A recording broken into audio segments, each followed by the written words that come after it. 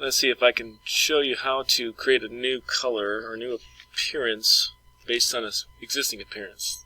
Going all the similar settings without having to know what they are or set them all.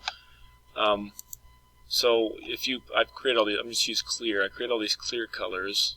I don't remember honestly what was here by default, but let's just say you have a blue or a green or whatever. This is the easiest way I've found to do it. So I hit this little button here, adjust the appearance, and I select it all. And then let's say you just want to get something in this. Let's say we're trying to make red. That's straight up red.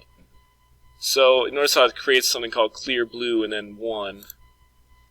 And then I can go into the tools, click on the appearance button, and I can change this name to clear red. And I can mess with the colors. All this stuff down here will be set to what it was with the clear blue. I did this with rubber tires as well, change the color of those. Hit OK, hit apply, close this, and then you have your red color. Sometimes hard to tell what it'll look like ray traced, but hopefully your computer is faster than mine. And that's that.